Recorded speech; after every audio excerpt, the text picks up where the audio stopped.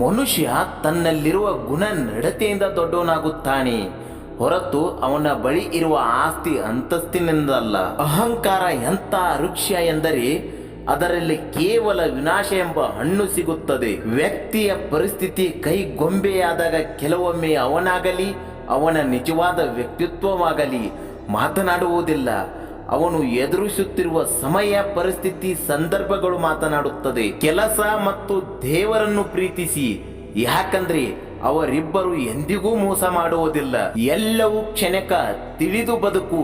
ನೀನು ಇರುವ ತನಕ ದೀಪ ಮಾತನಾಡುವುದಿಲ್ಲ, ಅದರ ಬೆಳಕು ದೀಪದ ಪರಿಚಯ ನೀಡುತ್ತೆ.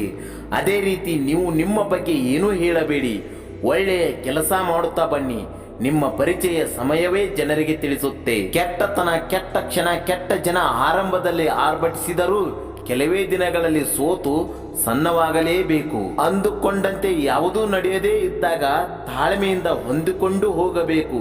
ಮುಂದೆ ಆಗುವುದೆಲ್ಲ ಒಳ್ಳೆಯದಕ್ಕೆ ಎಂದು ಭಾವಿಸಿ ಬದುಕಬೇಕು. ಯಾವುದಕ್ಕೂ ಹತಾಶರಾಗದೆ ಒಳ್ಳೆಯ ದಿನಗಳಿಗೋಸ್ಕರ ಕಾಯುತ್ತಿದ್ದರೆ ಮುಂದೆ ಒಳ್ಳೆಯ ಕಾಲ ಬಂದೇ ಬರುತ್ತದೆ. ಜ್ಞಾನದಿಂದ ಹೇಳಿದವರ ಮಾತು ಕೇಳದಿದ್ದರೂ ಪರವಾಗಿಲ್ಲ, ಆದರೆ ಅನುಭವದಿಂದ ಹೇಳಿದವರ ಮಾತನ್ನು ಖಚಿತವಾಗಿ ಕೇಳಬೇಕು. ಸೌಂದರ್ಯಕ್ಕೆ ಬಹಳ ಬೇಗ ಮರುಳಾಗಿ ಬಿಡುತ್ತೇವೆ, ಆದರೆ ಬಾಳಬೇಕಾಗಿರುವುದು ವ್ಯಕ್ತಿತ್ವದ ಜೊತೆಗೆ ಎಂಬ ವಾಸ್ತವವನ್ನು ಮರೆತು ಬಿಟ್ಟಿದ್ದೇವೆ. ಇನ್ನೊಬ್ಬರ ತುಳಿತಕ್ಕೆ ಸಿಗದೆ ಅಡಿಗಿಕೊಳ್ಳುವವರ ಬಾಯಿಗೆ ತುತ್ತಾಗದೆ ಯಾರೂ ಬೆಳೆದಿಲ್ಲ.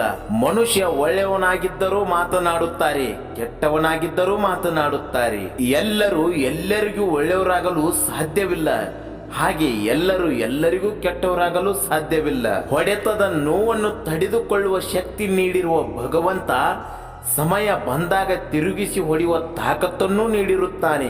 ಸಂಪತ್ತಿನ ಬೆಲೆಯೇ ಬೇರೆ, ಸಂಸ್ಕಾರದ ಬೆಲೆಯೇ ಬೇರೆ. ವ್ಯಕ್ತಿಯನ್ನು ಬಟ್ಟೆ ಅಥವಾ ಸಂಪತ್ತಿನಿಂದ ಅಳೆಯಲು ಹೋಗಬೇಡಿ. ವ್ಯಕ್ತಿಗೆ ಗುಣವೇ ಸಂಪತ್ತು, ಸಂಸ್ಕಾರವೇ ಐಶ್ವರ್ಯ. ನಮ್ಮ ಉದ್ಧಾರಕ್ಕಾಗಲಿ ನಾಶಕ್ಕಾಗಲಿ ನಾವೇ ಜವಾಬ್ದಾರರೇ ಹೊರತು ಬೇರೆಯವರನ್ನು ನಾವು ದೂಷಿಸಬಾರದು. ನಮ್ಮ ಜೀವನ ಸಾರ್ಥಕವಾಗುವುದು ನಾವು ಎಷ್ಟು ಸುಖ ಸಂತೋಷದಿಂದ ಇದ್ದೀವಿ ಎನ್ನುವುದರಲ್ಲ, ನಮ್ಮಿಂದಾಗಿ ಎಷ್ಟು ಜನ ಸುಖ ಶಾಂತಿ ಸಂತೋಷದಿಂದ ಇದ್ದಾರೆ ಎಂಬುದರಲ್ಲಿ. ನೀನು ಬಯಸಿದ್ದು ಸಿಗಲಿಲ್ಲವೆಂದು ಚಿಂತೆ ಪಡಬೇಡ, ತಾಳ್ಮೆಯಿಂದ ಮುಂದೆ ನಡಿ. ಅಲ್ಲಿ ನೀನು ಬಯಸಿದ್ದಕ್ಕಿಂತ ಶ್ರೇಷ್ಠವಾಗಿರುವುದು ನಿನಗೆ ಸಿಗುತ್ತೆ. ಒಳ್ಳೆಯ ದಿನಗಳಿಗೋಸ್ಕರ ಕೆಟ್ಟ ದಿನಗಳ ಜೊತೆ ಯುದ್ಧ ಮಾಡಲೇಬೇಕು.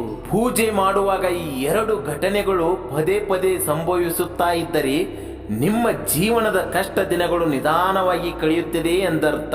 ಪೂಜೆಯ ನಂತರ ದೀಪದ ಜ್ವಾಲೆ ತಾನಾಗಿ ಹಚ್ಚುತ್ತಾ ಏರತೊಡಗಿದರೆ ಮತ್ತು ಪೂಜೆಯ ಸಮಯದಲ್ಲಿ ದೇವರ ಮೇಲೆ ಇಟ್ಟ ಹೂಗಳು ಅಥವಾ ಎಲೆಗಳು ನಿಮ್ಮ ಮುಂದೆ ಬಿದ್ದರೆ, ಕೊನೆಯದಾಗಿ ಒಂದು ಮಾತು ಹೇಳ್ತೀನಿ ಗೆಳೆಯರೇ, ಒಳ್ಳೆಯ ಕೆಲಸವನ್ನೇ ಮಾಡು. ಯಾರು ಗಮನಿಸದೇ ಇದ್ದರೂ ಪರವಾಗಿಲ್ಲ. ಇಂಥ ವಿಡಿಯೋಗಳಿಗಾಗಿ ನಮ್ಮ ಕನ್ನಡ ND ಮೋಟಿವೇಶನಲ್ ಚಾನಲ್ನ ಸಬ್ಸ್ಕ್ರೈಬ್ ಮಾಡಿ. ಮುಂದಿನ ವಿಡಿಯೋದಲ್ಲಿ ಮತ್ತೆ ಭೇಟಿಯಾಗೋಣ.